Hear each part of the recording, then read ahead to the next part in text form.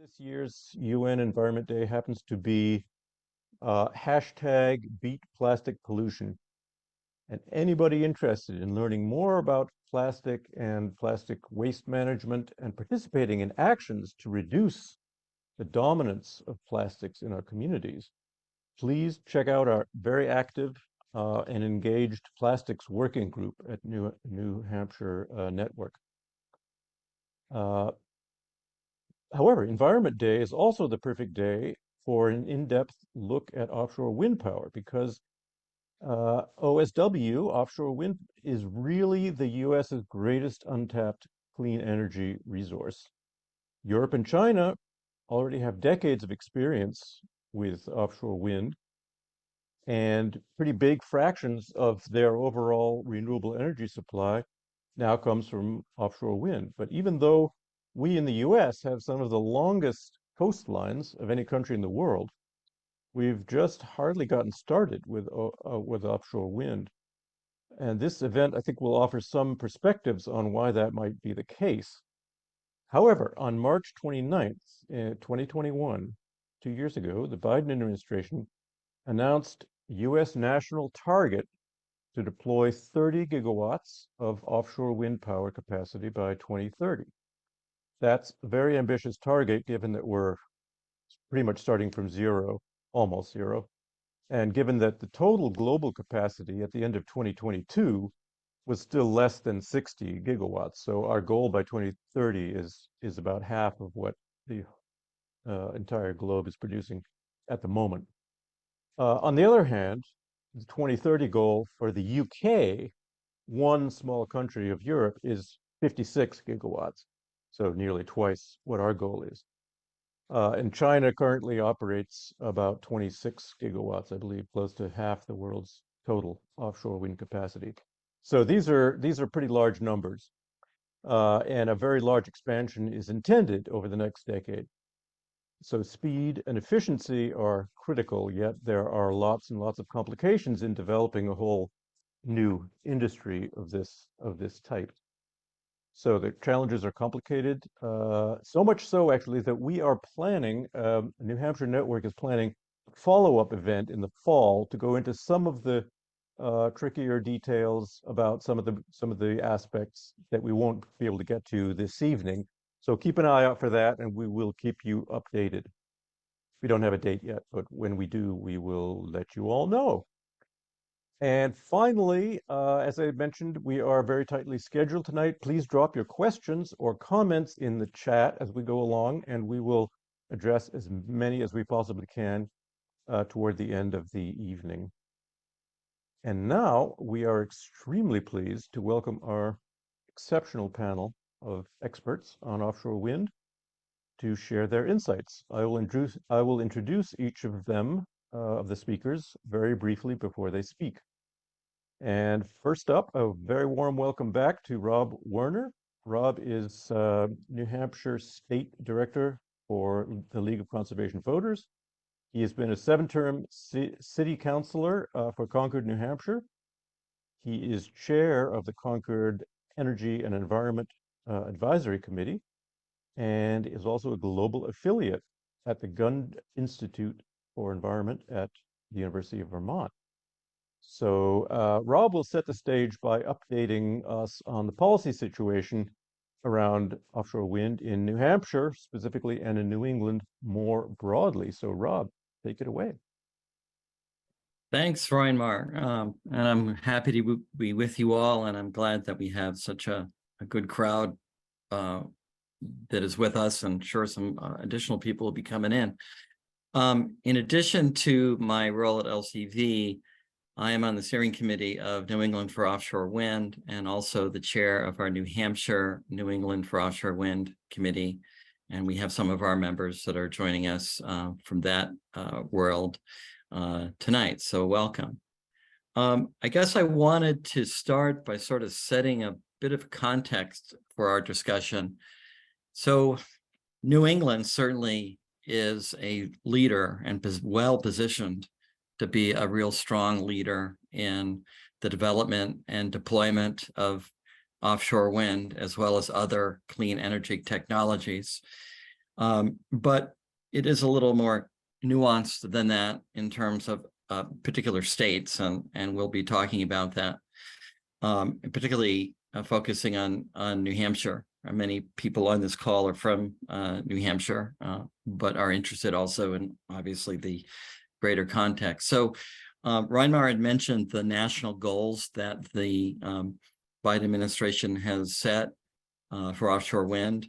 In our region, we have offshore wind facilities under construction. I think Joe O'Brien will be talking a little more detail about what's going on with the Vineyard Wind, but that is well underway in terms of the first true industrial size wind project in the United States. I think you're aware that there are 5 turbines that have been operating for a bit of time for Block Island, and a couple of demonstration turbines down in the south, I believe off of Virginia. So we're starting from that point, but there's huge potential, both in terms of the biggest lever we have to reduce carbon emissions and to create economic development opportunities and jobs for our citizens throughout the region. Let me say a little bit about New Hampshire specifically. First of all, I will acknowledge that unlike the 5 other New England states, we do not have a climate clean energy goal, statewide goal of any sort. And I regard that, and I think many people on this call regard that as a policy failure of the first order. We hope to be changing that in the next few years, but that's where we are now. And that does imply, and it does create a bit of a different situation for New Hampshire compared to the other states. I would say particularly Massachusetts. It's no surprise that for many years, Massachusetts has been a legislative leader, very aggressive in setting its goals, and witness as we noted a few minutes ago, the construction of Vineyard Wind. But there is large potential in the Gulf of Maine that we all share in terms of Maine and New Hampshire and Massachusetts in terms of what we're going to see going forward. So quick sort of where we are with the Bureau of Ocean Energy Management. That is the federal agency that is part of the U.S. Department of Interior that approves offshore wind leases. And it is a long process, but a very detailed process, as it well needs to be, in terms of making sure that all of the stakeholders are heard, and the public is heard, and that the right decisions are made in terms of the responsible, and I want to emphasize responsible development of offshore wind in our region. So there is a call area that's currently under consideration that's significant in size, and what happens over time with these processes that the Bureau of Ocean Energy Management manages is that there's a narrowing down over time of area based on comment, based on investigation, based on science primarily, in terms of where are the best places to put wind turbines and to have lease areas. And this process is ongoing. There was a recent Gulf of Maine Task Force meeting that a number of people on this call attended in Bangor, Maine, in first part of May. And I thought that was quite well informed in terms of the process and where we're going and what the timeframes are. At that meeting, during the second day, each state had an opportunity to present sort of their perspective on what their goals were, what their progress is, and where they see things going, and how they fit into the overall picture. So Maine, Massachusetts, and New Hampshire all made presentations. I will say that a number of us involved in New England for offshore wind have urged our legislators in New Hampshire and the governor to be more assertive over time in terms of New Hampshire's position in the development of offshore wind. It is true that Governor Sununu did call for the creation of the Gulf of Maine Offshore Wind Task Force, and that was very, very welcome. But I think that we need to be in New Hampshire, frankly, more assertive in terms of our role, our goals, and where we want to go. And actually, thankfully, we may see some of that, we will see some of that in the next month or so as our legislative session wraps up. There are a couple of bills that are promising in terms of their impact. One is a workforce development bill that Senator Waters of Dover has led on, but I think it's very notable that there was a large number of legislators from both sides of the aisle, both on the House and Senate, on that bill, with the recognition that we can't just stand idly by. We need to make investments and to be in the game, so to speak, around workforce development and working with our community college system, the private sector, unions, and others to make sure that the training facilities are present, they take place, and that we can develop the workforce for the demand of these jobs that are going to be coming online. So that's positive. I think it's, I was talking with Senator Waters the other day. I think there's a presumption that there's a training center that is likely to be set up and stood up near the port in Portsmouth, so that's positive. We had talked about procurement, and the states around us have been very aggressive in terms of procurement around specific numbers of megawatts of offshore wind, as well as other clean energy technologies. And we have not, up to this point. There is a bill, Senate Bill 54, that is heading to the governor's office for signature, that for the first time really puts us into a more procurement mindset.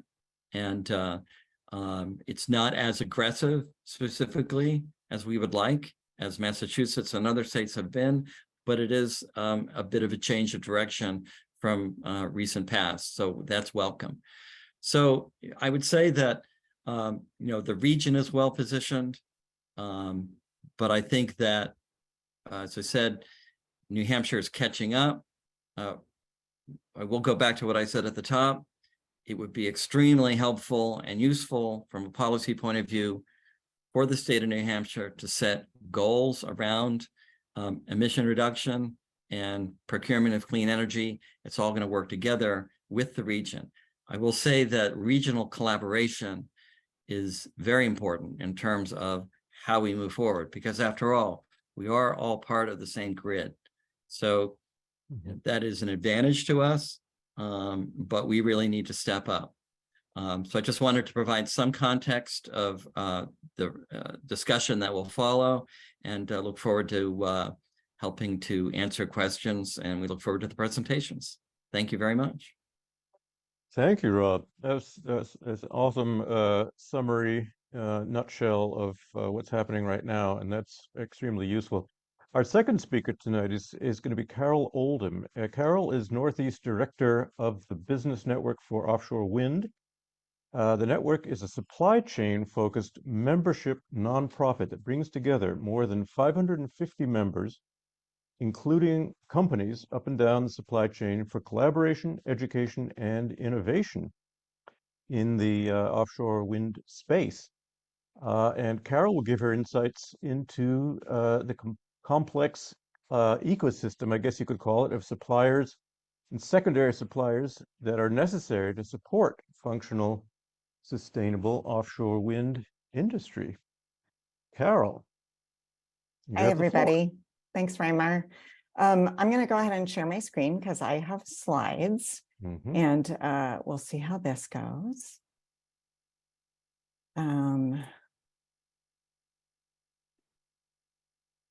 All right.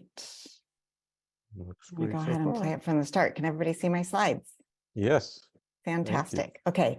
So as mentioned, I am the Northeast Director. I am also a supply chain trainer at the Business Network for Offshore Wind. Reimar already gave our little spiel, so I can skip this slide. I wanted to set a little bit of context in terms of why offshore wind makes sense, particularly here in the Northeast. And you can see that image on the left is basically electricity demand. A lot of it is happening right on the coast. You can see Boston as a hotspot there, New York, the entire New York metro area as a big electricity demand area. We've also got that middle image, which is the mean annual wind speed. So you can see that it just gets better and better as you travel up the coast, particularly when you hit the Gulf of Maine, which is a lot of what we're talking about today. And then on the right, that's the outer continental shelf. So we have demand right near the coast. We've got wind speeds right off our coast, and we have a shallow shelf on which to build fixed bottom wind, which is what the majority of the wind that's been put in globally is. So it's something that we already know how to build.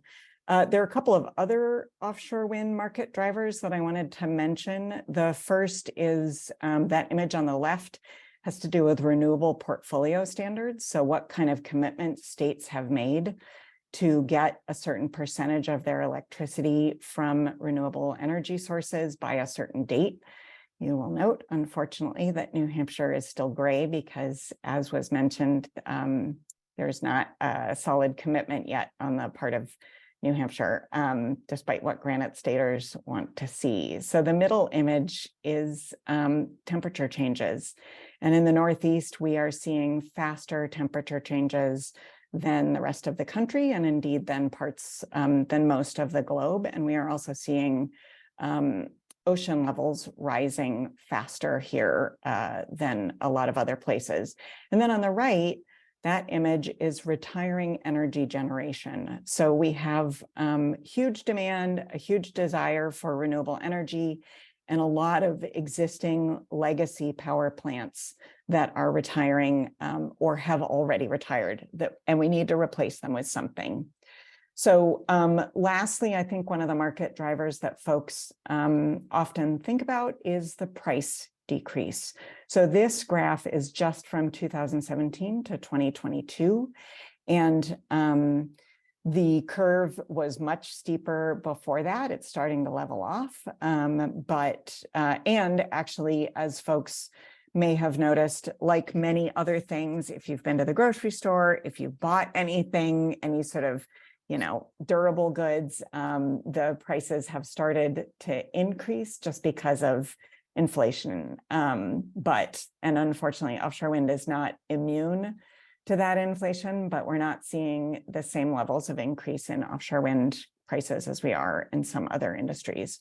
So what does it mean to try to build 30 gigawatts by 2030? It was mentioned that is pretty challenging. We're already in 2023. That's 6 years away. It means a lot of turbines, a lot of miles of cables. I think that the middle column is one that folks don't always think about. We're going to need a lot of vessels to get folks out to the work site, to get the turbines out to the work site, to lay that cable. And we're going to need those have to be built in the United States, and we're going to need the ports to support that. And then on the right, we're going to see a huge increase in the number of workers that are going to be employed in this industry.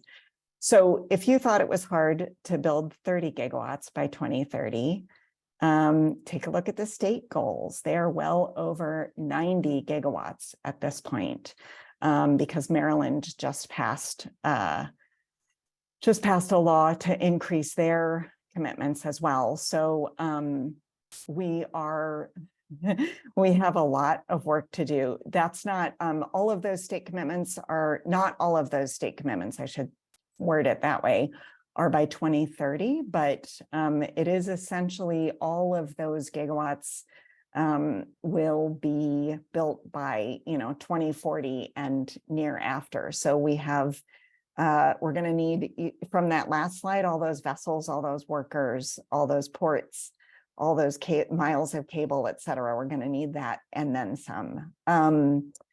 So this is just a map of the Northeast that represents where all of the different wind projects are that we see all the way from Maine down to North Carolina. And you can see that there's quite a variety in terms of how far along folks are. As was mentioned, we've got the 5 turbines off of Block Island, and then we've got 2 in the water near Virginia. So Vineyard Wind their construction season has begun, and they're in the process of, they've already pulled the onshore cable for that project. So they are moving rapidly along, but we are still at this moment at 7 turbines in the water in the US. Despite that, we are seeing significant investments in the supply chain and in manufacturing in these states. So you can see on the left, that map is component manufacturing. There are monopiles being built in the US. There are turbines being manufactured in the US.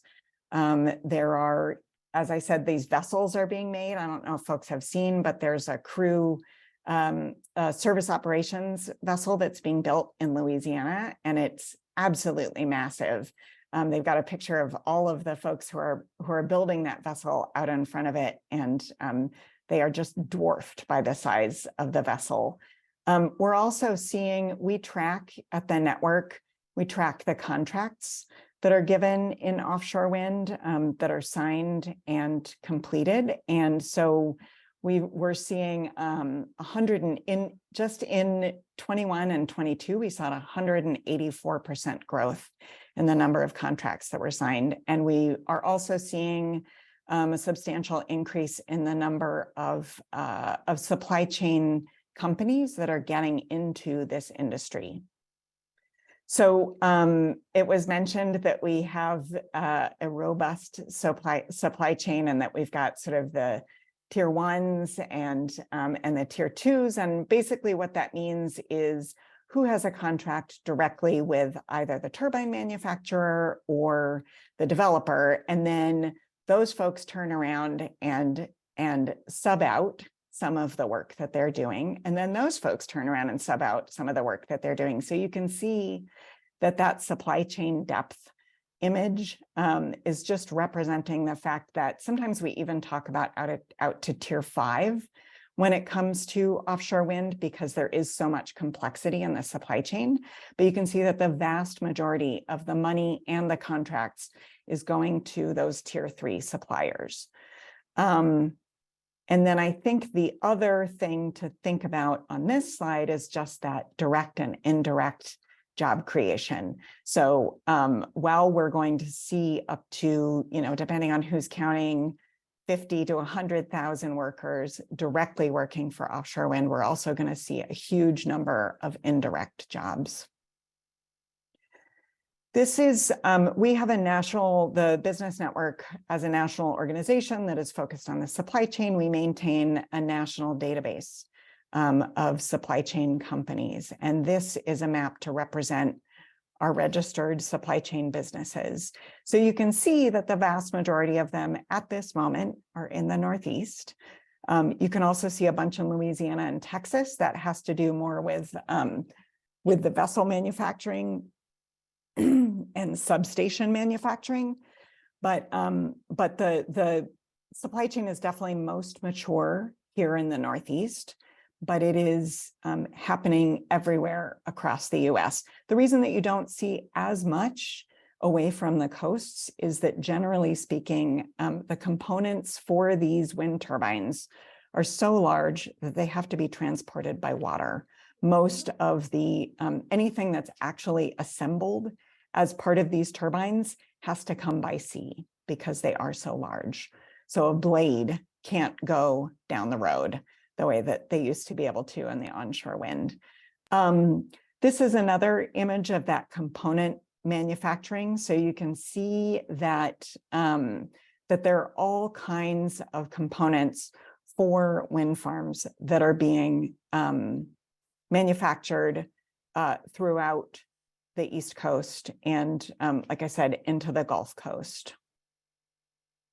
And then last but not least, I just wanted to point out that as as we are looking at it right now, the majority of these contracts that have already been awarded in offshore wind in the US are going to companies that have US headquarters or are exclusively US companies. So this is not something, there is a common misperception that, that a lot of this work is going to overseas workers or overseas manufacturing. And the fact is that a lot of it, the vast majority of it is flowing to the US, and the Inflation Reduction Act is just going to enhance that because it has a lot of incentives specifically for US content, domestic content. So that is the end of my slides. Let me stop sharing. I know we've got questions, but if folks want to put them in the chat, I think we're going to have a Q&A towards the end. So, so I look forward to answering your questions at that point. Great. Well, thank you, Carol Oldham. Thanks. It was awesome. Definitely gives a picture of how complicated the backstory is to the. It's not just about turbines. It's about a lot of other elements.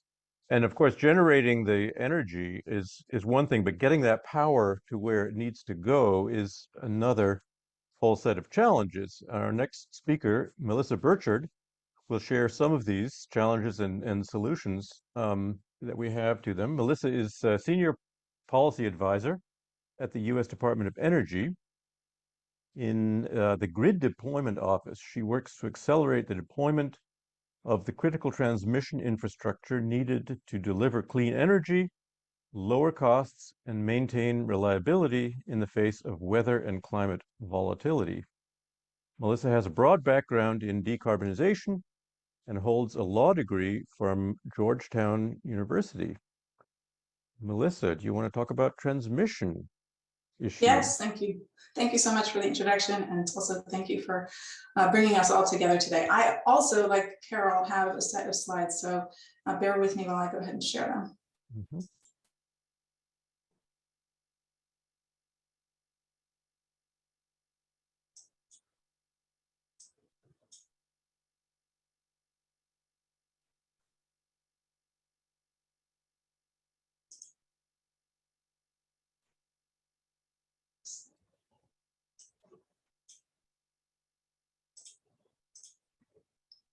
All right, can you see the slides there? Haven't seen them yet, actually. All Not right, showing let up. me try that again. Ah. Right.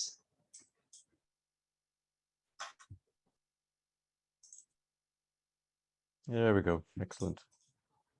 There, is that looking good for you now? Yes, yes, we can All see right, it now. wonderful. Apologies for.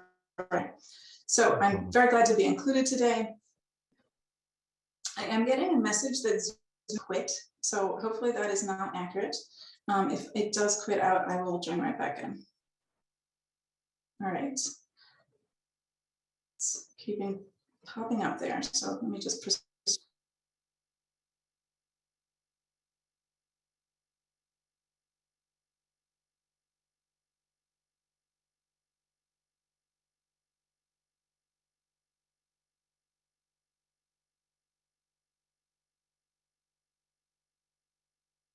I hope we didn't lose Melissa. Melissa, you there?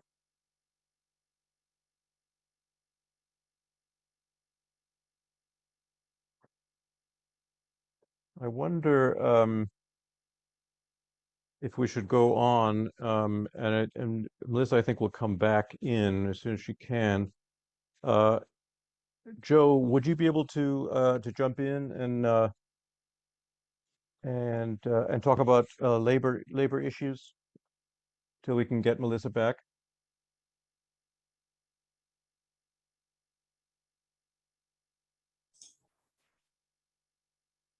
Okay, great. While you're setting that up, okay, we will come back to Melissa, and our next speaker will be Joe O'Brien.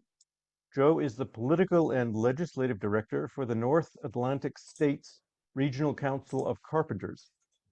Prior to coming to the Carpenters, Joe served as the Executive Director of the Environmental League of Massachusetts Action Fund And he's also an adjunct professor at Clark University and a founder of the school's Senior Leadership MPA program. And Joe is going to talk to us about the workforce issue, which is a big one.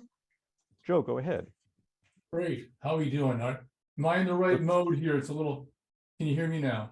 I can hear you, and we can see your slides. If you want to go into presentation mode, which is down at the bottom right-hand corner, you'll see a little like a screen, little thing right next to the just to the left of, yeah, there we go. No, just to the left, just to the left of the Zoom thing. There we go, that one. All right, there you go. Thanks. Thanks for that little help on Zoom. So thank you for the introduction. Thank you to the folks on the Zoom. Very excited to be here to represent the North Atlantic States Carpenters, talk a little bit about some of the work issues around workforce and some of the roles that unions are playing in developing that workforce. But before we begin, I thought I should just try to take a moment to acknowledge the uniqueness of this point in history. If you go back into modern political history, construction unions like my own, the Carpenters Union, and other building trades unions, historically were at odds with the environmental community when it came to issues of renewable energy, and as well as other issues. But today we're on the same side of the table, working together because we recognize the challenge that climate change and the threat of climate change has on our communities, and for our members. We also recognize the remarkable potential that the renewable energy sector, especially offshore wind, has to not only address some of those challenges of climate change, but to create a generation of good jobs. So I think it's a remarkable point and worth celebrating as we work together, both here in New England and around the country. So a little quick thing here, some great slides from Carol, a little redundant here, but about the kind of magnitude of the projects that are coming in the pipeline. When we talk a little bit about workforce, our host had sent me some information about some projections about the size of the workforce we're going to need. And there's a lot of kind of wildly different kind of numbers get thrown out there, but there are a couple things we know that are coming up. When we talk about work on the water, the work to actually do that installation, this is a slide that shows the current number of projects that are operating, about 42 megawatts, 932 that are under construction, Vineyard Wind and South Fork off New York, about just under 1,000 megawatts. But in the permitting stage is 20,000. So about a magnitude of 20 times more projects when it comes to megawatts are in that permitting stage and moving towards that construction phase, as well as about a second similar amount, about 18,000 more in site control or planning. So that gives you some sense if we have what the workforce we have today is going to have to fairly quickly scale up radically to kind of meet not only what's in the permitting stage, but what's in the pipeline, right? So we've got some challenges to kind of move that workforce forward and to train and make sure we've got a workforce that reflects the diversities of our community. A lot of good work being done by state legislatures across the Northeast. A growing number of them are making investments in training, making sure we're training diverse workforce to reach underrepresented communities and those who have been adversely most impacted by climate change. Also, a lot of great work to put in strong labor standards to make sure we're creating those good jobs that allow people to first support families and get good benefits and participate in community life. So good work done on the state level here to move some of that forward. Two other things I think are worth noting, the role that labor is playing in this. The first big project, Vineyard Wind, which is moving ahead off the coast of southeastern Massachusetts, has a project labor agreement between the building trades and Vineyard Wind. That is the first project labor agreement, and then there's a national labor agreement it's been signed by the National Building Trades and Ørsted, which is going to apply to all of Ørsted's projects up and down the East Coast, supported by the 15 large international unions doing this work. Why is that important? Because that now makes it easier for unions like myself to kind of make big investments from our training funds to kind of help train that workforce, because we know that there's going to be jobs at the end of that. Other big thing worth mentioning, I'm sure someone else will mention this in the call, is the Inflation Reduction Act. Very strong incentives for offshore wind and renewable energy development. as well as kind of additional incentives to kind of encourage the use of prevailing wages and registered apprentice programs, very important in creating good jobs and good careers, and providing bonuses for developers who are going to use domestic content, as well as for advanced production tax credits, which are going to encourage the building of many of those components here. So as I said, we're really talking about two big things. We'd be a little careful when we talk about the work on the water, very complex work that is actually right now we've invested around $3 million to train pile drivers and millwrights. There are two of the specialties out on the water, working with other partners around New England. And this is more of a Massachusetts focus on this initial effort, but we'll be scaling up around the region. We've trained around 100 pile drivers and 50 millwrights. About 30% of those are women and from underrepresented communities. Now, if you think about how many folks are actually going to be working, those are going to be phased up as we have more workers coming from Europe initially, working in crews paired up with existing workers so they get trained up.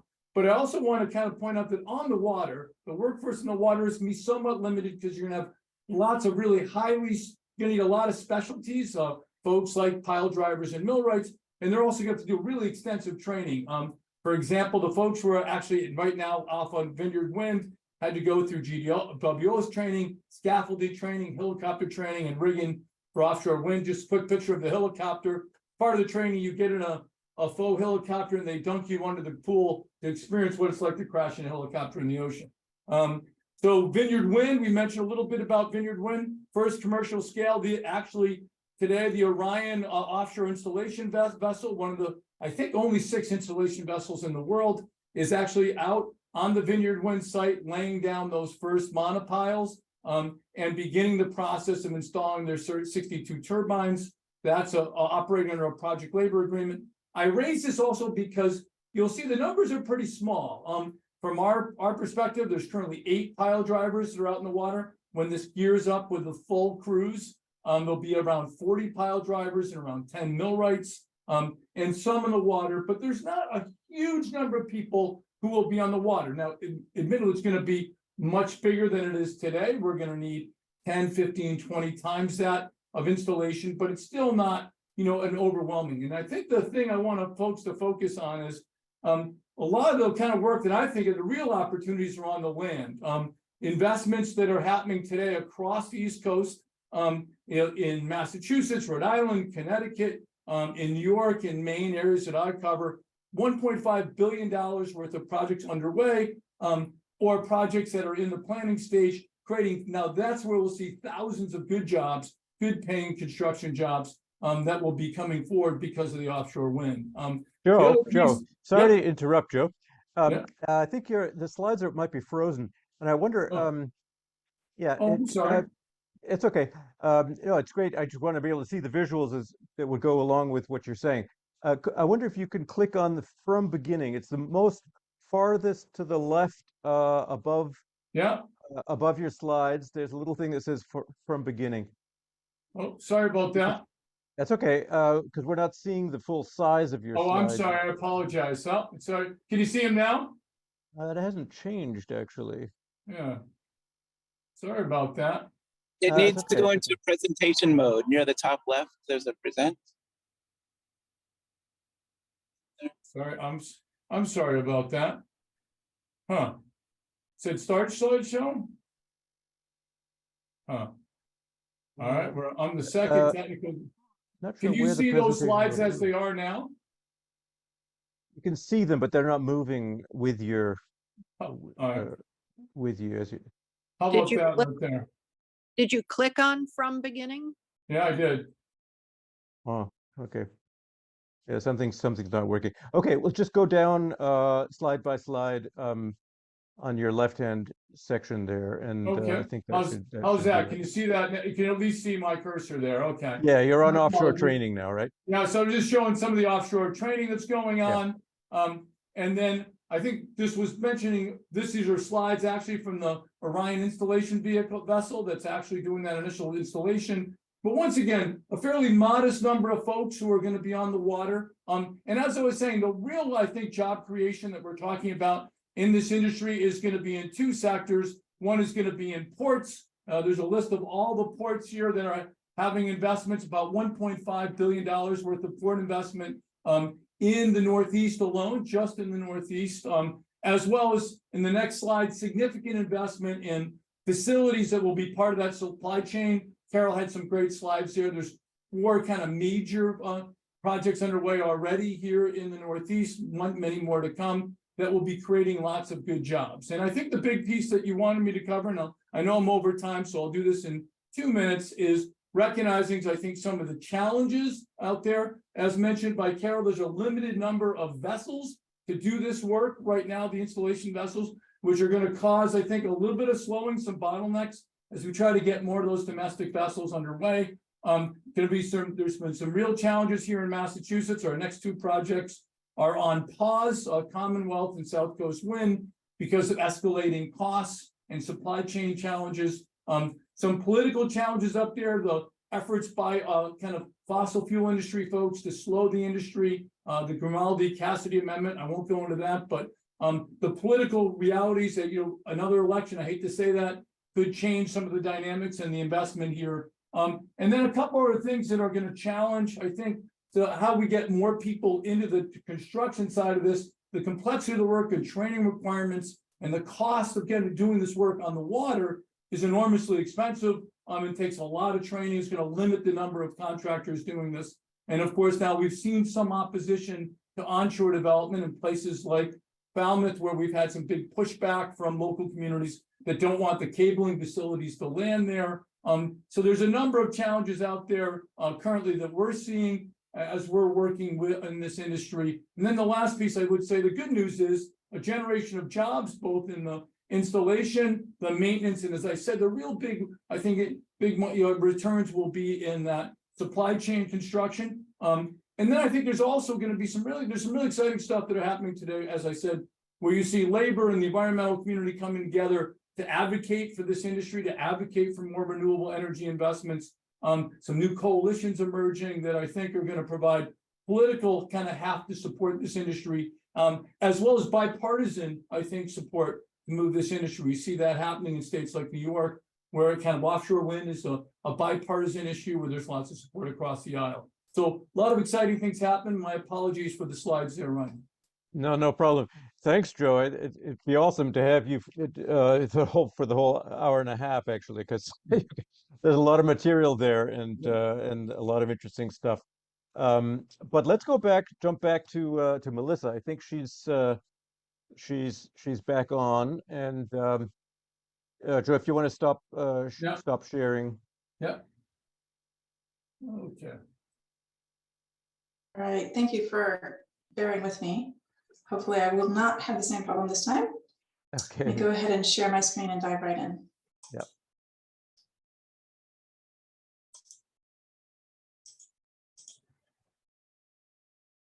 All right.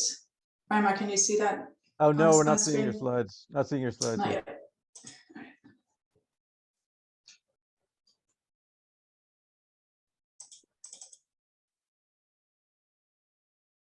There we go. That looks good. You can put it into presentation mode. Perfect. All right. Well.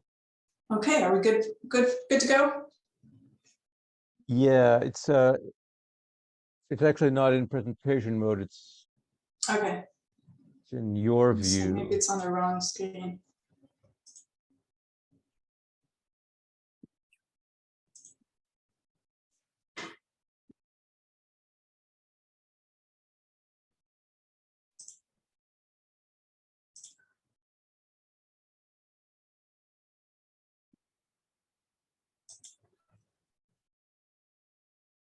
This is it.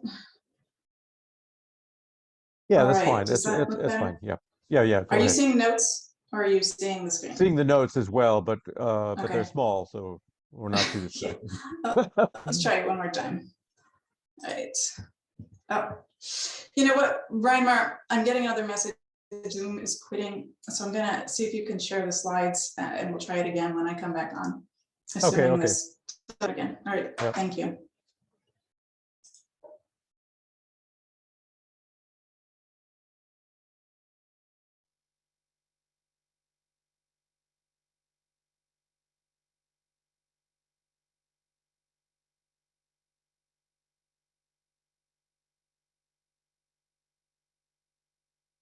Okay. People seeing Melissa's slides here? Yes. Thank you so much. I'm sorry for the technological snafus That's today. okay. Just let me know Having when a you want to fair go to the share. next one. All right, so thank you again for including me today. I'll jump right to it. As Reimer said, my name is Melissa Burchard. Until recently, I did live in New Hampshire with my family. I'm now in the DC area where I work at the Department of Energy in the Grid Deployment Office. Next slide, please. All right, so all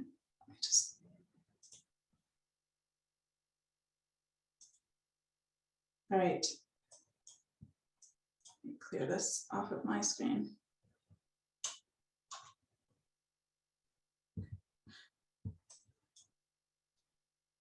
Sorry, still fixing the technological issue from earlier.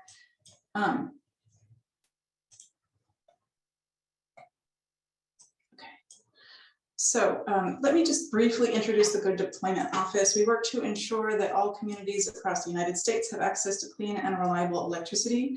Our 3 divisions oversee about $26 billion in funding. That includes the Generation Credits Division, the Transmission Division, in which I am housed, and a 3rd division called the Grid Modernization Division. Our Transmission Division administers several transmission financing and facilitation programs. We also operate siting and permitting related programs and have funds to support transmission planning efforts as well as to carry out studies. I will touch on some of these later. Next slide, please. As already mentioned, the Biden administration has established an ambitious goal of deploying 30 gigawatts of offshore wind by 2030, which can unlock a pathway to 110 gigawatts by 2050. The federal government has identified transmission constraints as a central challenge as well. In general, transitioning to a clean energy economy requires significant new and upgraded transmission to deliver clean energy to the communities that will ultimately use it. Maintaining a reliable electric system in the face of climate and weather volatility similarly requires new levels of coordination and investment in infrastructure. Next slide, please. So this image shows how a single wind plant can be connected to the transmission system. The first component here is, of course, the wind turbines that generate the electricity. Offshore wind turbines are larger and typically have twice the power capacity of land-based turbines. This image also shows a high voltage direct current, or HVDC, export cable. You could use an AC or alternating current export cable, which is the type of line typically used in the domestic power system right now, but HVDC export cables are more efficient for carrying power to shore from wind turbines that are located at a far distance from the coast. And as a general rule, HVDC lines lose less power over longer distances. The 2 green boxes are the offshore and onshore converter substations.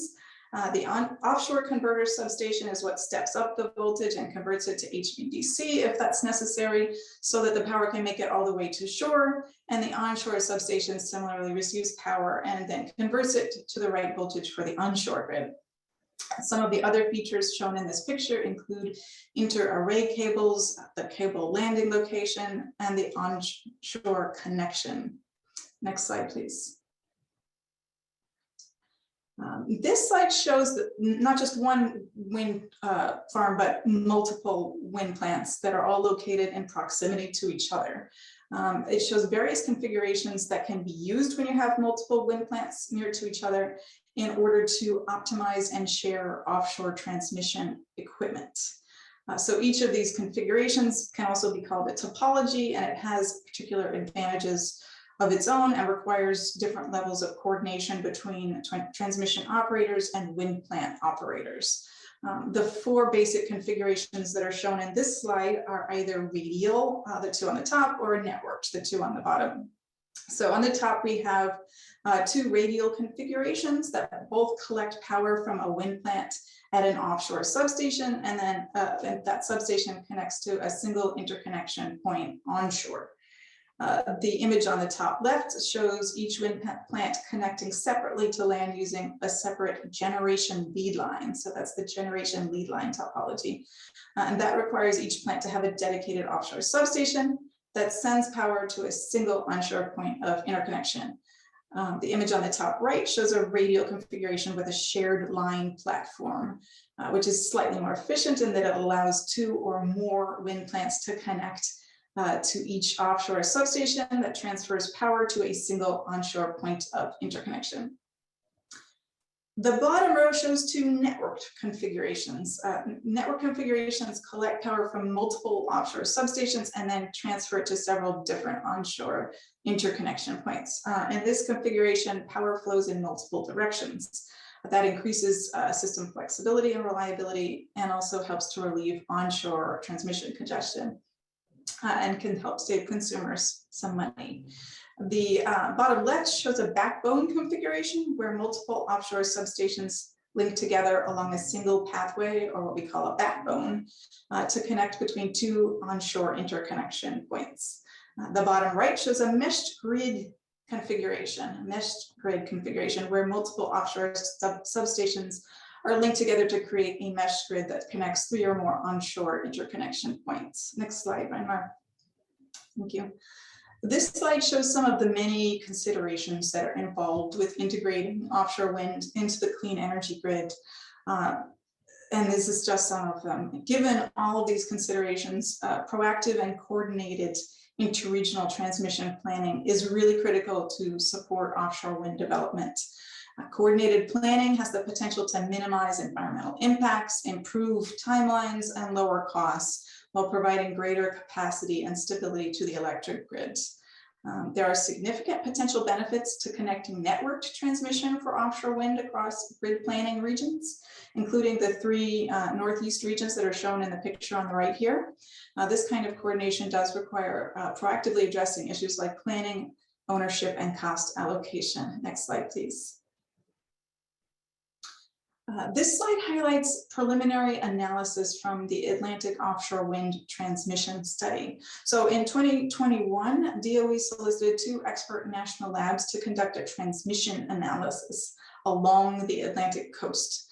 The study evaluates multiple pathways to enable high penetration of offshore wind through coordinated transmission solutions, including the unique opportunity of interregional transmission. This transmission analysis examines different transmission technologies and topologies, and then compares the costs and benefits of different transmission scenarios under various combinations of electricity supply and electricity demand. It also considers factors like reliability, resilience, and environmental and siting constraints. By 2050, DOE and the Department of Interior's Bureau of Ocean Energy Management, or BOEM, do recommend developing a meshed offshore network that includes 4 interregional high voltage direct current, or HVDC, interlinks. Some radial generation lead lines and radial shared lines will also be needed, particularly in the near term. The interregional meshed interlinks that are shown in this particular illustration are designed to maximize production cost savings while attempting to minimize cable distances. However, I really need to emphasize that this illustration is only intended to depict some of the options that may be available. The federal study is not prescriptive and is not intended to make geographically specific recommendations. Ultimately, the states and the transmission planning entities will need to evaluate the best topology for a wind project and its associated transmission, as well as the best siting, interconnection points, and everything else that is needed. The Atlantic Offshore Wind Transmission Study does not replace regional transmission planning studies, nor is it meant to serve as a siting study that identifies exactly where infrastructure should be built. Rather, this study is intended to help compare transmission topology options and then to establish a baseline for the more detailed work that the states, transmission planners, and stakeholders will need to conduct in the future. Next slide, please. So just briefly, DOE and BOEM have held a number of convenings with the states and stakeholders, are conducting the analysis I just described along the Atlantic coast, and are also working on an Atlantic Offshore Wind Action Plan and Recommendations report that will be published soon. In addition, we are working on similar efforts on the West Coast and may address other regions in the future. Next slide, please. Finally, just this last slide gives a little bit more information on the Grid Deployment Office and some of the programs that may be relevant to offshore wind as well as other types of infrastructure. So in the interest of time, I won't go through the details, but I will note that there are various competitive funding opportunities available through our office, as well as through DOE's Loans Program Office to support transmission for offshore wind, as well as to support other types of critical and important infrastructure for the energy transition. Thank you so much. I appreciate it. Thank you, Melissa. Thanks very much. Awesome introduction to the transmission, the massive transmission challenges that are in front of us. But luckily, there's pathways to get there. Now, moving from the more technical to the more biological issues, objections have been raised that offshore problems that have been in the news that have been attributed to preparations for offshore wind on the Atlantic coast. So we are next going to hear from Dr. Stan Labeck, who's the acoustic modeling lead in the Center of Marine Acoustics, Center for Marine Acoustics, or CMA, at BOEM, the Bureau of Ocean Energy Management in the U.S. Department of the Interior. As the subject matter expert for acoustics for BOEM, he is responsible for the technical oversight and review of BOEM-funded scientific studies, acoustic analyses, and regulatory reports. So, Dr. Labeck, take it away. All right, thank you very much. First of all, slight correction, I'm not a doctor. I'm just a lowly engineer with so no but doctorate. I work with everyone else in my Not a group. doctorate. Well, that's fine. Not a doctor. I just have my master's from MIT. Okay. Sorry. Let me see if I can get the PowerPoint presentation up and running here. And do I share first or do I? Yeah, share screen, the green button. Got it. And let me go begin from. So hopefully you can see my first slide. Not yet, not yet.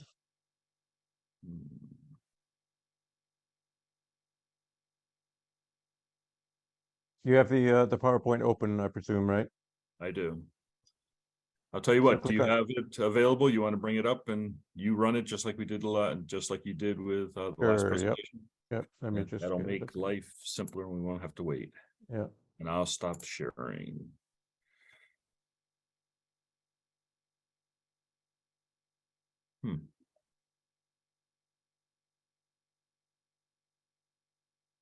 Okay.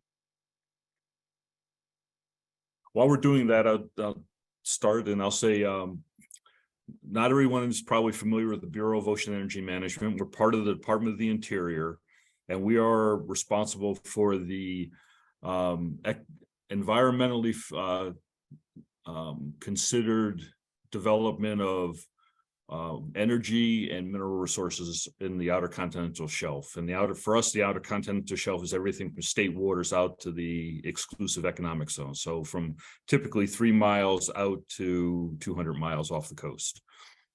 And today I'm going to be speaking about primarily about acoustics. There's a few other things. I'll talk about some of the biology with the whales because that is a hot topic right now. But I want to bring to your attention that I'm only going to talk about one particular part of the acoustics that are considered in this, and that's the high resolution geophysical sonar surveys that are going on. And these are the things that happen prior to construction, and it helps decide how to lay out the wind farms, and also to make sure that they're safe and that we're not interfering with other things that exist out there already, like cable routes between telecommunication cable routes and things that are transatlantic, or in this case, transatlantic.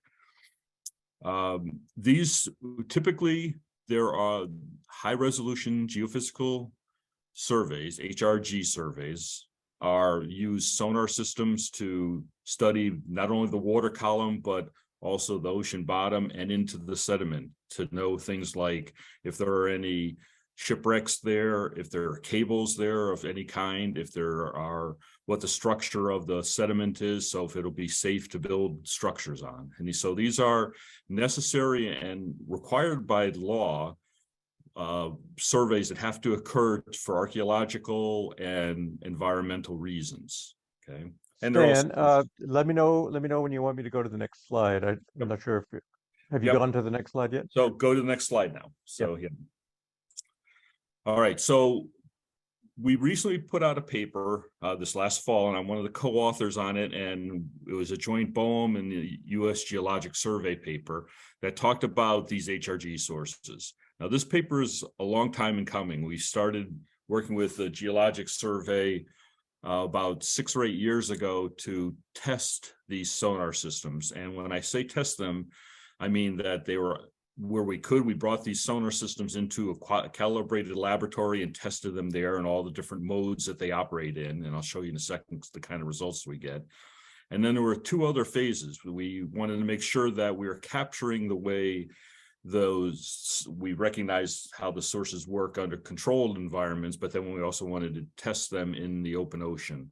And at that time, we included some of the sonar systems that we couldn't test in the lab. And these are the ones that are basically hull mounted. They're larger, more powerful sonar systems. So those are actually tested in the environment. And then the final phase of that was to look at how well we can model those with our acoustic models for underwater sound. And there's 3 reports that came out from that, and these are all available on the BOEM website. The report that I have here is the paper that I'm going to talk about now to you. If you want to change the slide, next slide, please.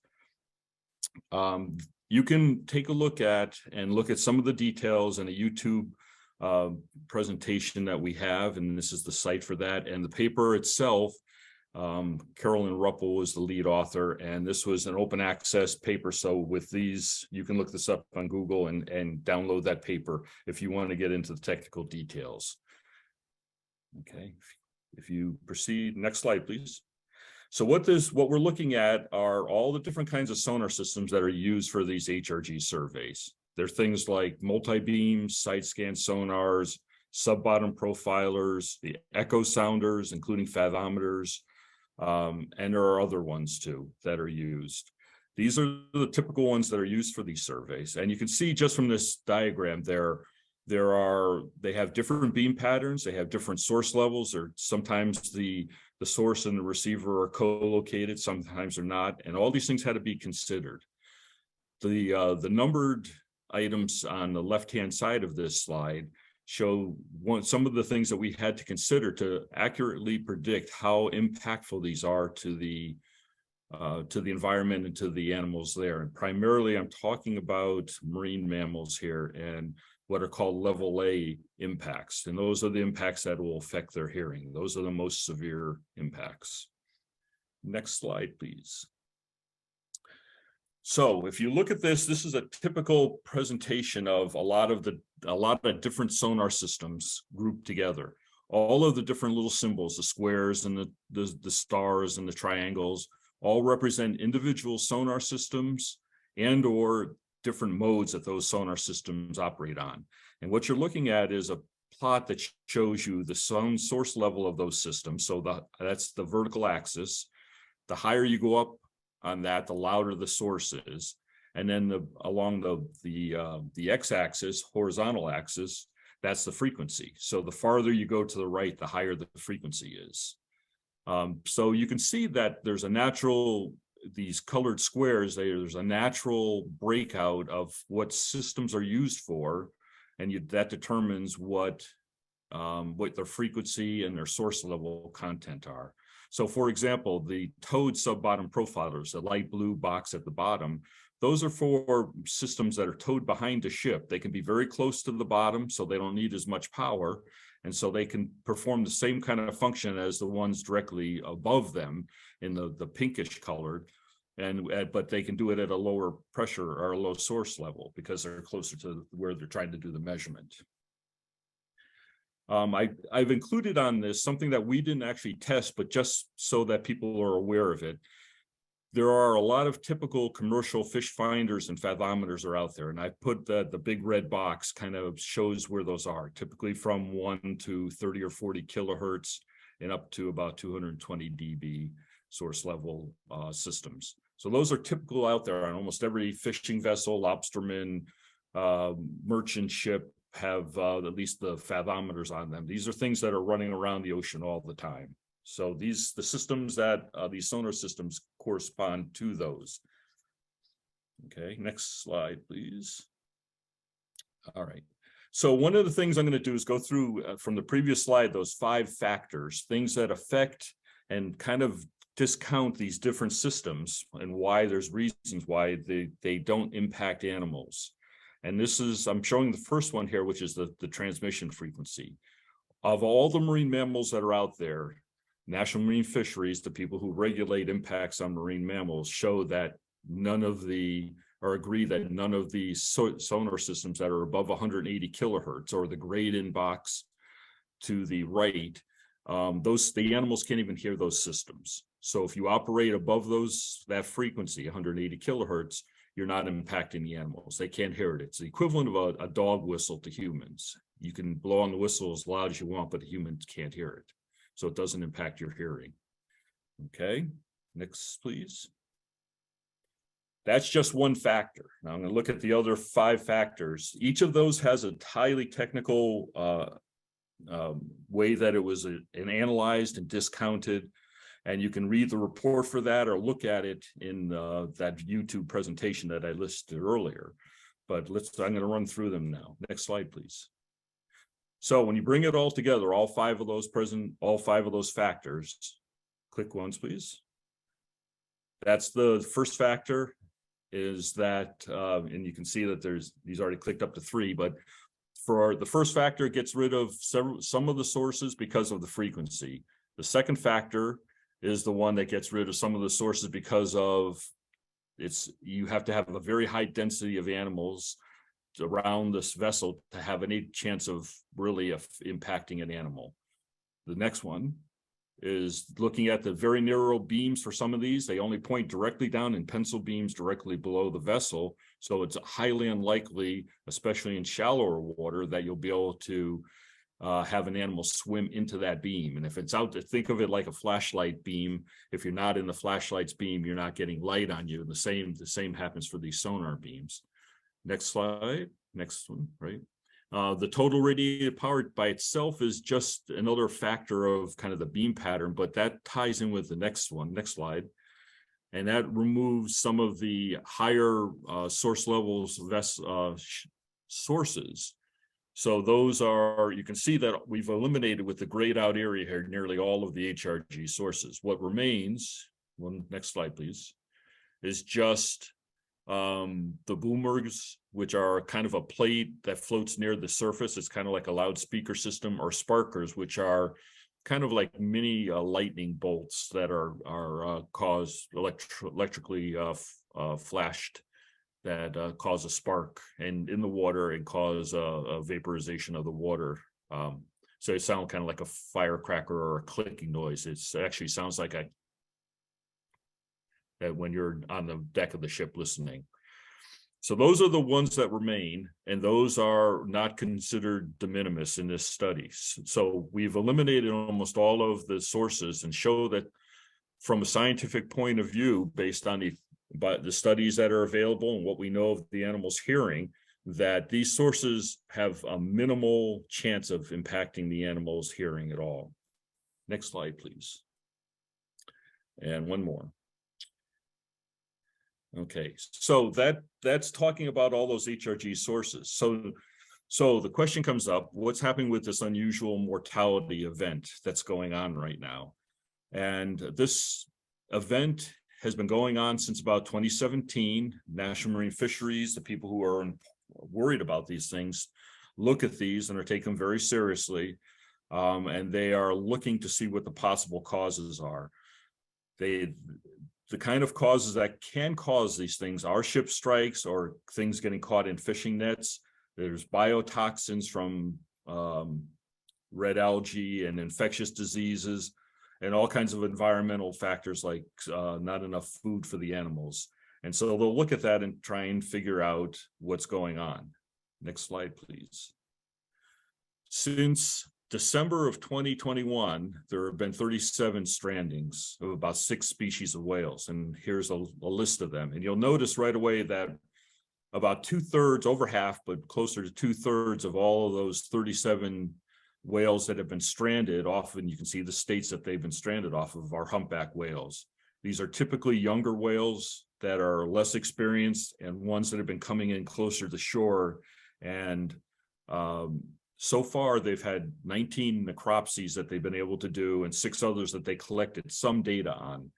And from all of that, what they've found out is that out of 16 of the necropsies, 10 of them have been ship strikes. So they have nothing to do with sonar systems. They have been caused by a ship collision or a collision with the propeller from a vessel. And so they've been able to look at roughly half of them. What happens typically with these animals is after they're killed or if they're in danger, there's other animals that will come and eat them. We've heard of great white sharks that have been doing that now, and killer whales in some areas. And so after the body decomposes and a lot of times washed up on shore, they're not able to get an adequate necropsy to determine what killed it. So, but based on what we've been able to see, out of basically half of the strandings that have been going on, about 2/3 of those have been ship strikes. Okay, proven to be ship strikes. Okay, next slide, please. So as I said before, the humpback whales are the predominant species. There are about 2/3 of them. And this is what the numbers are for all the different states since 2016 up to the present, of how many whales, humpback whales, have been killed that we're aware of. And yes, the unusual mortality event is still going on, but the highest numbers were back in 2017 and 2019, and it's on a decline right now. So apparently whatever's causing it seems to be slowing down a little bit, and that may be that the food sources have moved offshore and the animals are not coming in like they were. They're not sure, but they will keep monitoring to try and figure out what exactly is going on. Next slide, please. So this is just a summary of that what's been going on. You can read it and take a look, but they think a lot of it has been due to ship strikes, and that's why both BOEM and National Marine Fisheries have announced that we don't think that the HRG sonars, which have been operating out there, have impacted these animals. Okay. And I just want to give you an example. The next slide shows you from 1970, these are HRG surveys that have gone on along the East Coast. And this is really not all of it. These are the ones that have been recorded and the data exists in the National Center for Environmental Information out in Denver, Colorado, or Boulder, Colorado. But these are the ones that we're aware of, and there are probably quite a few others, not to mention all those fathometers and fish finding sonars that don't make this at all, that are similar frequencies and energy content. So these surveys have been going on continuously for decades.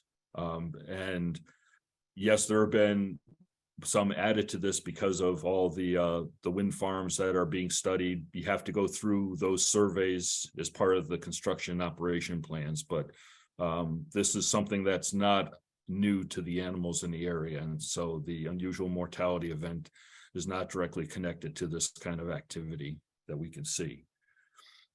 And I think that may be my last slide. Oh, okay, this is the last slide.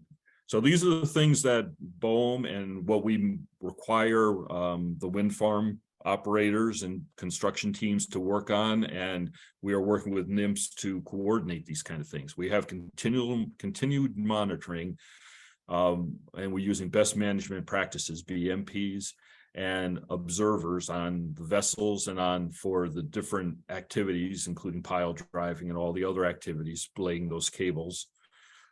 We are continuing to do a lot of research and studies with these. We have maintained, and we're requiring certain amount of measurements that are going on during all these activities to make sure that the activities have adequately done preparation and modeled the acoustics.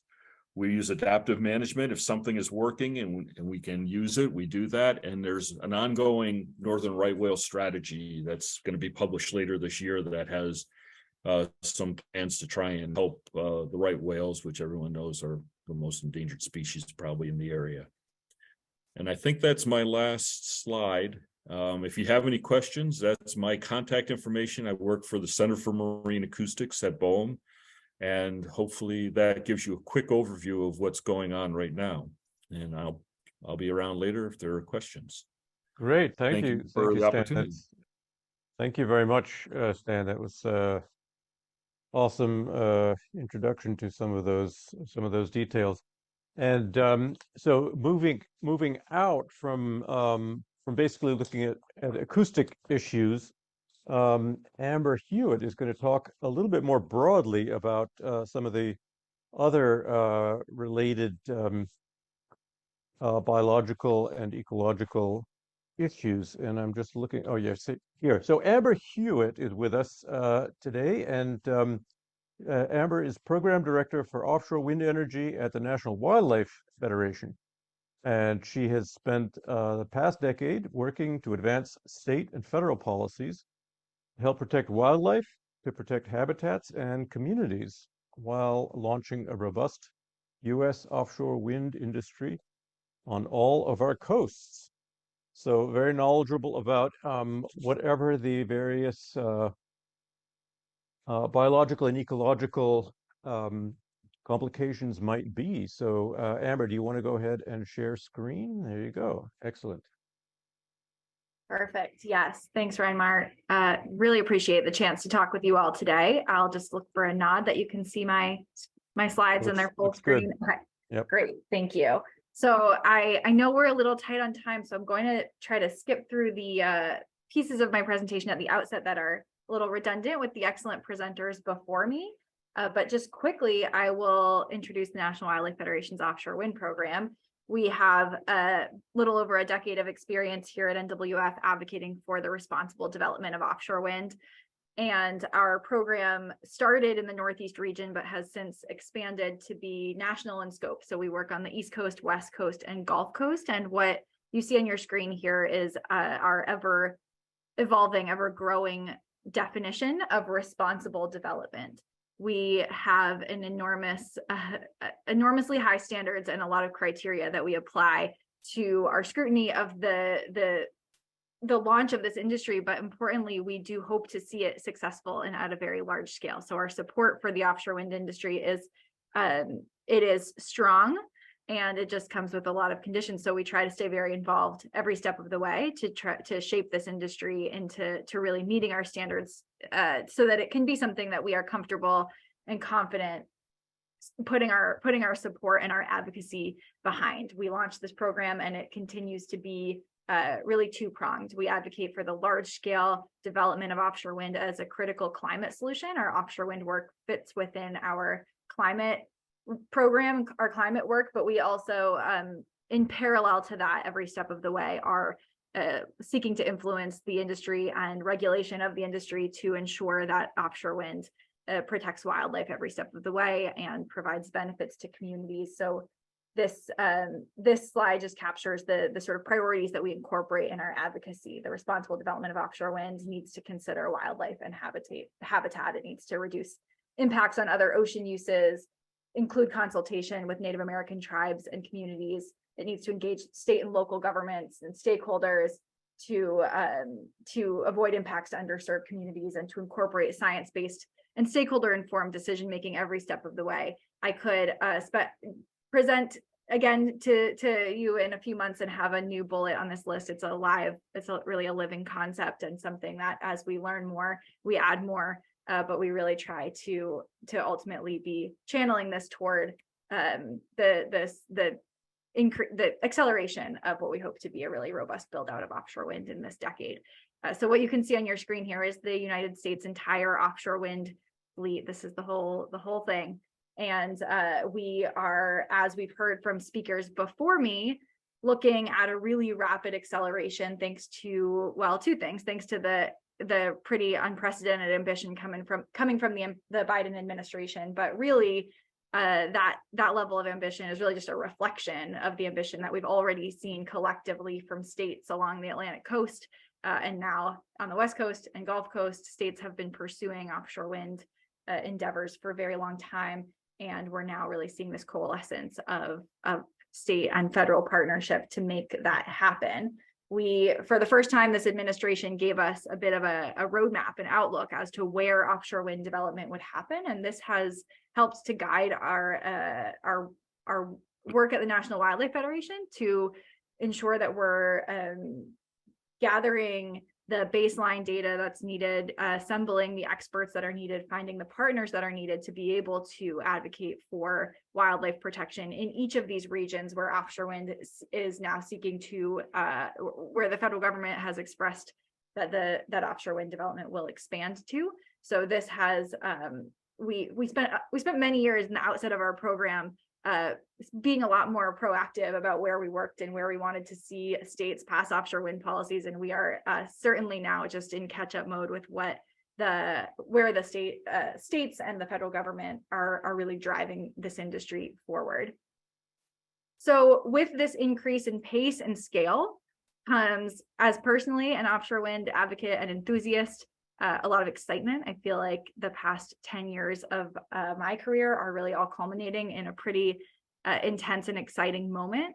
It also comes with a lot of challenges at a place where we have great attention to detail and a lot of criteria that we want to see incorporated in what this pace and scale of build out looks like. So most notably, that kind of consolidates into these three areas. Wildlife protection, first and foremost for NWF, we are, there's only so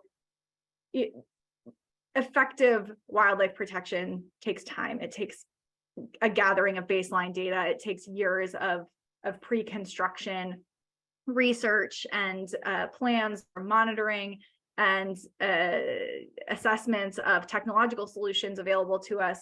And we've been doing a lot of that. We have a lot of that foundation, particularly on the Atlantic coast, particularly in the Northeast region. So I want to hopefully convey some confidence that where we are in this region is standing on the shoulders of really 2 full decades of consideration of building out this resource. But at the same time, as we expand into new regions, there's a discomfort that comes with needing to move as quickly as both the climate crisis and the political ambitions that we're seeing are pressing us to. I want to underscore, though, at National Wildlife Federation, we really think it's possible to meet this bar. We think it's possible to do good, thorough environmental assessment and evaluation quickly, and that we need to. This is what the climate crisis is demanding of us. We also, as we've heard from speakers before me, the workforce and supply chain challenges are certainly crunched under such an ambitious undertaking. And then the importance of engaging communities. You can't rush that. You can't rush the process of building trust and getting buy-in. So there's a really enormous challenge ahead of us to get this right, and it's really calling for all hands on deck. I will zoom in for the remainder of my time, though, on the threats to wildlife that we're concerned about and the ways in which we bring our advocacy to hopefully address them. It really kind of can fall within these three categories. The categories of risk that we spend the most time considering here are underwater noise, vessel strikes, and collision risk. So for underwater noise, this is largely a construction phase impact. So we're really concerned particularly around the sound of pile driving and underwater, the noise coming from other construction activity, though pile driving is certainly the largest, most significant challenge in this space. The risk of vessel strikes is particularly top of mind these days with the concerns around whale strandings, as we've heard a bit about this evening, and just the reality that we know that vessel strikes are among the leading cause of death for marine mammals. And offshore wind, though it's just a very small slice of the vessel activity offshore, it is putting more vessels on the water in places that we know that marine mammals occupy. So we need to take really seriously any any uptick in vessel activity and make sure that we're advocating for things like vessel speed restrictions and real-time monitoring to hopefully make that restriction as dynamic as possible. And then finally with collision risk, this is largely so there's the vessel collisions that we worry about under the water, but then above the water, bird and bat interaction with turbines is really another area of our focus. And so what we do within these 3 buckets of concern and all of the species that fall within those areas of concern, we take this approach called the mitigation hierarchy. We walk through each phase of offshore wind activity, from siting to construction to operations and maintenance, all the way through. We already are thinking about decommissioning and what that will look like when projects are at the end of their life cycle. And we first seek to avoid impacts, then to minimize them. And then where they can't be avoided or minimized, we think about how to mitigate or compensate for the impacts that are unavoidable. So we don't try to sugarcoat this, right? Like large scale infrastructure development in the ocean is going to come with some impact. And so we need to think really carefully about the recommendations that we make to narrow those impacts and then acknowledge what they are and hopefully find ways to compensate for them and for the health of the ecosystems that are impacted. So just a few examples of things like this, and I want to underscore my contact information will be on the last slide. If you want to dig into any of this, I'd really love to spend some time with you. If there's a species or a construction phase or a construction activity that you're concerned about, we have a really rich abundance of content here because we, without exception, provide detailed comments and recommendations on every single phase of every single project. So we at NWF and in partnership with a lot of other conservation organizations sift through every single project proposal, every single leasing phase, and bring our recommendations to those to the federal and state avenues in which those are being considered. We make recommendations around siting. So largely that's like avoiding areas that are of critical importance. We make recommendations, as I kind of went through on the last slide, around construction activity, whether that's, seasonal restrictions for pile driving, time of day restrictions for pile driving, so that it's possible to visibly entirely confirm that there's a clear area, an exclusion zone around turbines, that there are no marine mammals in the area when loud construction activity begins. We have an abundance of recommendations around turbine lighting, around vessel speed restrictions, so that once the project is up and running, that the risks of collision are considered and that there's the best available technology in place to hopefully minimize or avoid potential impacts while the project is operating. And then, as I mentioned, we think all the way through to decommissioning and what kinds of recommendations we need to make early on to ensure that there's a plan in place to decommission a project as responsibly as possible. It's a concern we hear a lot about, right? Like starting a new industry, putting all this infrastructure in the ocean, what will happen at the end of its life cycle? So we have quite a bit of research on that front as well. We bring these recommendations for each species and for each phase and for each type of construction and each type of foundation. We bring these recommendations forward at the federal, state, and industry levels. So we will go directly to the federal government, to BOEM throughout this entire leasing and permitting process. So this rainbow on your screen is one that we all spend a lot of time within, and each sort of colored chunk of the process here comes with a public comment opportunity, and that's when we really do that fine-tooth comb assessment of every bit of a proposed lease area, every bit of a proposed project, and provide our guidance and evaluation on the details of those projects and how we think they need to be changed to best reflect best available science and best available technological solutions.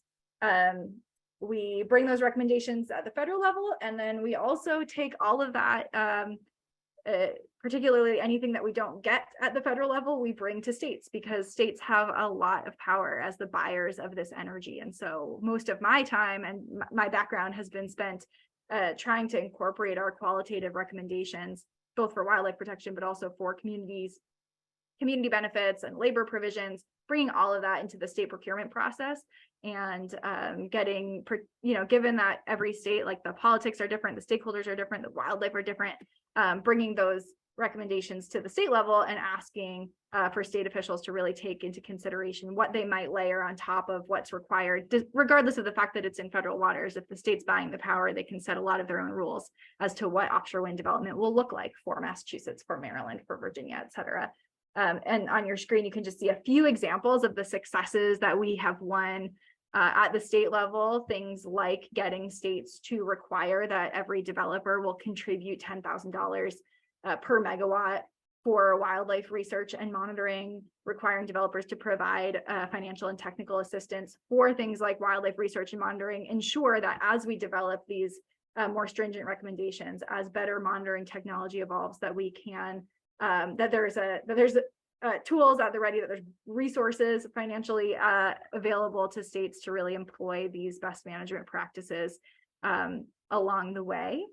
And we also have a long track record of working with states to set up advisory boards of experts in the state. So most of the states, at least in the Northeast and Mid-Atlantic, that are advancing offshore wind have established wildlife advisory boards or technical working groups, and have assembled experts from NGOs and from academia, independent scientists, to have a formal role in evaluating project proposals as they come in, so that states are equipped to really give scrutiny to these incredibly robust proposals that they are tasked with reviewing and approving. And so National Wildlife Federation has seats on most of those bodies, and we continue to press for states to stand them up as they try to advance offshore wind. And finally, with everything that when we aren't able to secure our protective recommendations at the federal or state level, there's always something that falls to the cutting room floor throughout that process. And that's what we bring directly to developers and urge them to voluntarily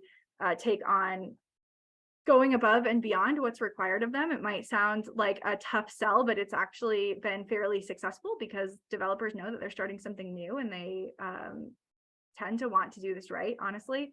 And also, the United States has 100% track record of offshore wind projects being delayed or derailed by litigation, and that often uses the Endangered Species Act or Marine Mammal Protection Act. And so when we're able to say, like, let's work together to make these projects really ironclad and defensible on a wildlife protection front, we've actually had some pretty fruitful conversations and partnerships with developers. So on the screen now is an example of an agreement that we reached with Ørsted, the developer of the South Fork Wind Farm, one of the only 2 projects fully federally permitted to begin construction. And this was an agreement in which the developer, despite not being required to, they agreed to operate all of their vessels at 10 knots or slower for the entire construction phase of the project, so that we could have greater confidence that they are very unlikely to have a fatal strike with a marine mammal, despite the fact that they're doing everything else that they're required to do, have species observers, have aerial surveys and acoustic monitoring. It's just an extra measure with species like the North Atlantic right whale that are at such particular risk right now, that we can feel more comfortable supporting the kind of vessel activity that will need to be taking place offshore for the South Fork Wind Farm to be safely built. So sort of a really quick overview and sampling of the kinds of work that we do, plenty more detail where that came from. So I hope that you will take down my email address on your screen, and we'll be in touch if there's anything else you'd like to dig into. And of course, happy to take your questions.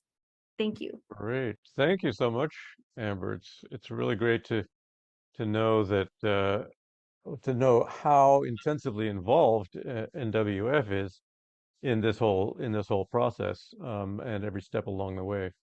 It's quite reassuring to know that the monitoring is really happening. That's excellent.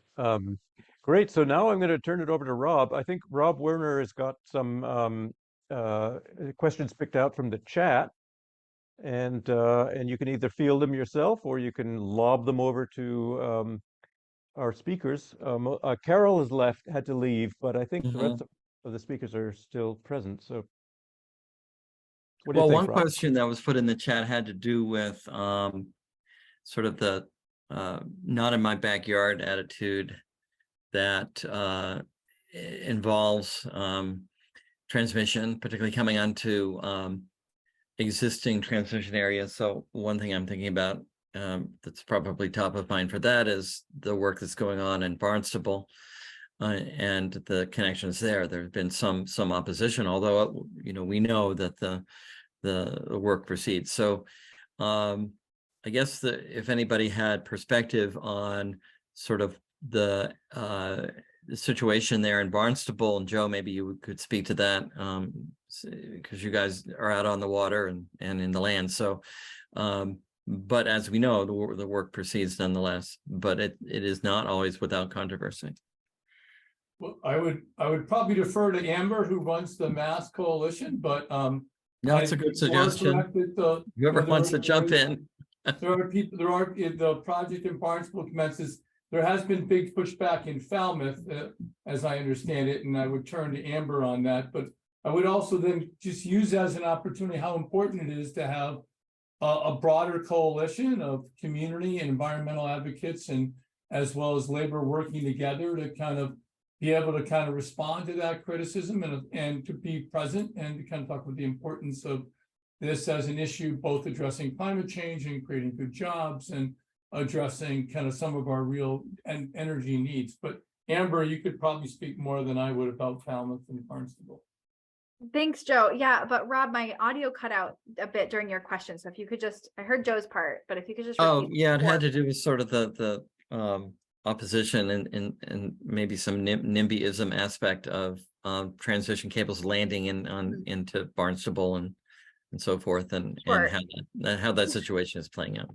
Yep. Thank you. I think I often, because this is a commonly controversial part of offshore wind development, is like where the cable is landing. But often what is at play there is that it's a fairly it's a kind of an easy place to block a project if you didn't want the whole project to happen in the first place. So it's less about, I mean, ultimately a transmission line landing in a community has fairly little impact on that community beyond the construction disruption.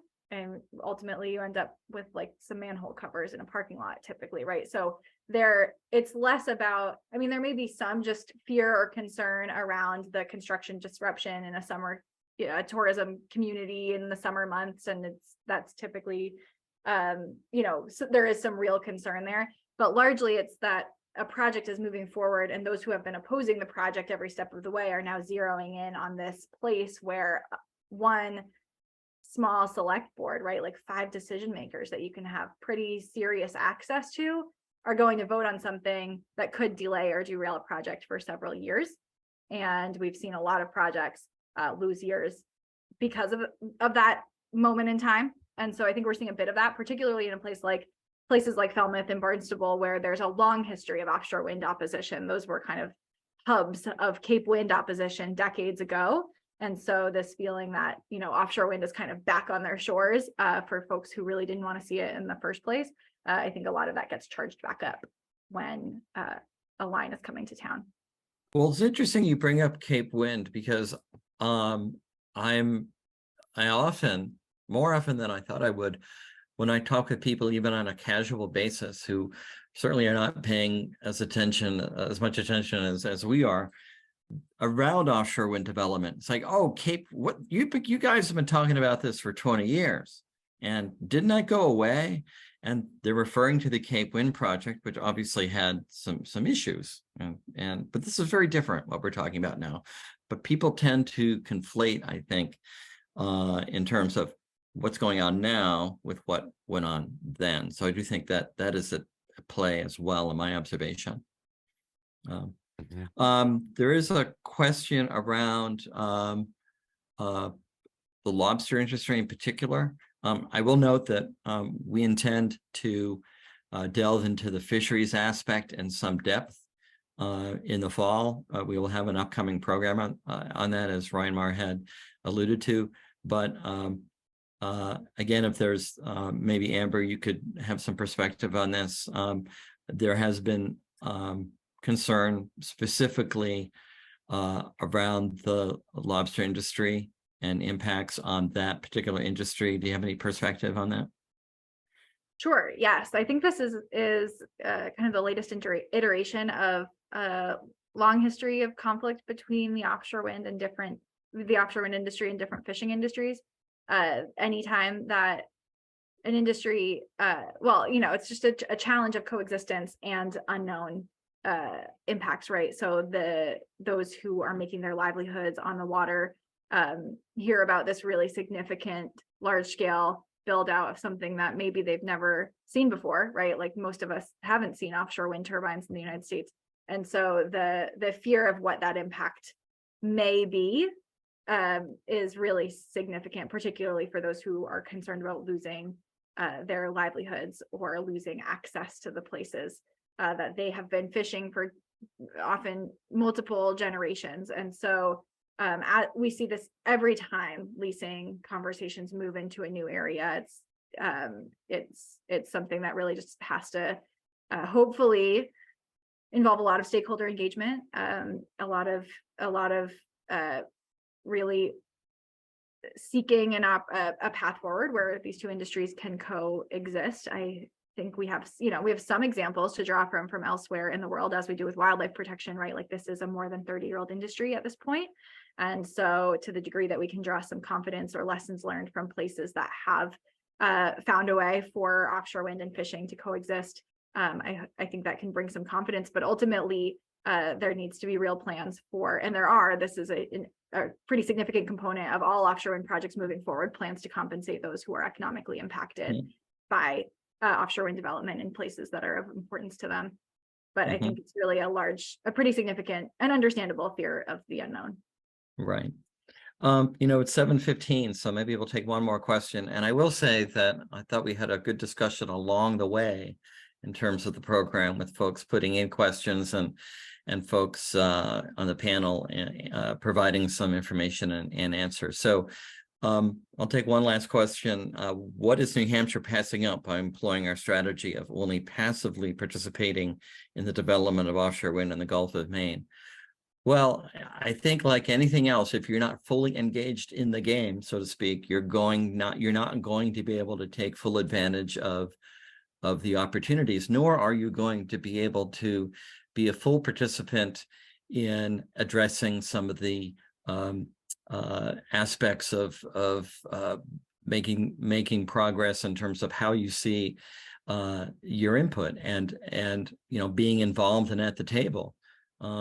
We need to do more than that in New Hampshire. And as I said, I think that, these recent pieces of legislation at least start to move us in that direction that I mentioned at the beginning. But a lot of us have concerns that because we are not fully engaged in the same way that our brethren states are, that we're going to be losing out on some of the economic benefits and also some of the environmental benefits. So it really is a question of commitment and leadership and ambition. And I think it really comes down to that. We are all part of a regional grid. We need to work together as states. It's not that our leaders are not in communication with each other. They are, but I just think there needs to be a more coordinated effort that New Hampshire is part of, and we'll keep advocating and pushing for that. Great. That's an excellent summary of the situation in a nutshell, and we look forward to continuing this conversation in the fall. We'll definitely keep everybody apprised of our plans. Now, I just want to take 2 minutes. Well, first of all, before I share this slide, thank you all so much on the panel. All panelists, thank you so much for your contributions. This was really awesome. And I think we've all learned a tremendous amount in detail and also in a broad perspective of the various kinds of opportunities and also challenges that are involved with this new or emerging industry. So I really want to thank you all, and I just really appreciate your taking the time and sharing with us. Now I want to ask Susan to talk to us about what's upcoming at New Hampshire Network. Sure. Okay. Thanks, Reinmar. And thank you, everyone, for coming and for presenting. This is our last educational event of the season, but now we would like to hear from you. We are hoping on June 17th, you can join us for Networking with the Network. It's our third annual All Network gathering. It will be in person in Concord at the community center. And then those who want to can go hiking at the Audubon Society together. So it'll be social, but also really important. Would like to get your feedback. How has New Hampshire Network worked in your life and with your environmental goals, and what should we be doing in future? Next slide. And then on an even broader scale, August 12th, John Swan, who's been working to protect Dalton Lake up in the North Country, has started a statewide summit. And so far he's got 80 different organizations and people signed up for that. Keep New Hampshire green. Can we create an even larger network across the state, sharing ideas, sharing goals, sharing actions? What can we accomplish together? And that will be in person at the beautiful Prescott Farm in Laconia. And that particular event is co-sponsored by many of your favorite environmental groups. So to sign up for either of those events or anything else you want to know about New Hampshire Network, just go to newhampshirenetwork.org, and that's where you can see recordings of past events. That's where we'll post the recording of this event after we send it out to all of you. I said that these are working groups will resume in the fall. Slightly wrong. There will be a climate working group happening this Wednesday. So if you're not sure how to get in touch with that, again, look at the website, look up working groups, and you'll get the Zoom information on that. And if you'd like to join us, you can do that on New Hampshire Network as well. So thanks everyone for tuning in. Thanks everybody for listening and for speaking and for your questions and your insightful answers. Thank you all so much. Take care.